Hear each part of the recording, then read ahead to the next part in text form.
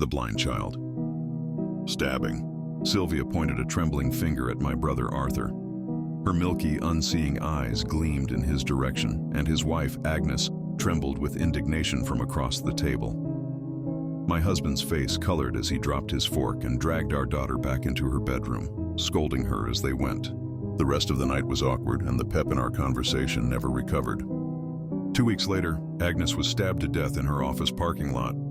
An inebriated college student found her, almost vomited all over her, and called the cops. My brother swore that he bore no ill will against my daughter, but I could tell that he was lying. One day, the middle-aged woman who taught my daughter how to read her Braille called me. "Ma'am, I don't know what's going on, but your daughter's been whispering electrocution, electrocution for the past half hour, and it's starting to distract her from her lessons. Could you please talk to her?" I did. Sylvia, in her 9-year-old lack of understanding, told me it was just a cool new word she learned at school. The death of an electrician made headlines the following week. It was a freak accident involving tangled wires and a bucket of water. Sylvia's teacher's face was blurred for privacy, but her voice was as familiar as anything to me. He was my partner, my soulmate. While my husband was working late, I called Sylvia into the living room. "Honey, is there anything Mommy should know?" She hesitated. "Honey, you know you can talk to me." She denied it once more. "I have no secrets from you, Mommy."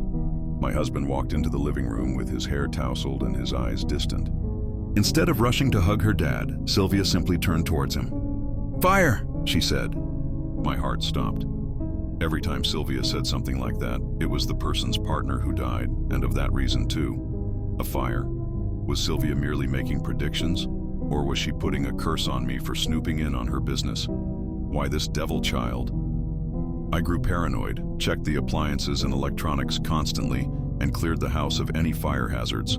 That was my life over the next few days. All the while, I kept my eyes on Sylvia. Sylvia. I had grown almost hateful towards my own daughter. My husband came home one night, wounded and blackened with soot, while I sat in the living room and Sylvia listened to the radio beside me. "What's the matter?" I asked. He gulped. "One of my colleagues, her house caught fire. She was trapped in, but I managed to escape." That turned the gears in my head. "What were you doing in her house?" The expression on my husband's face was a sufficient admission of guilt. I opened my mouth to speak.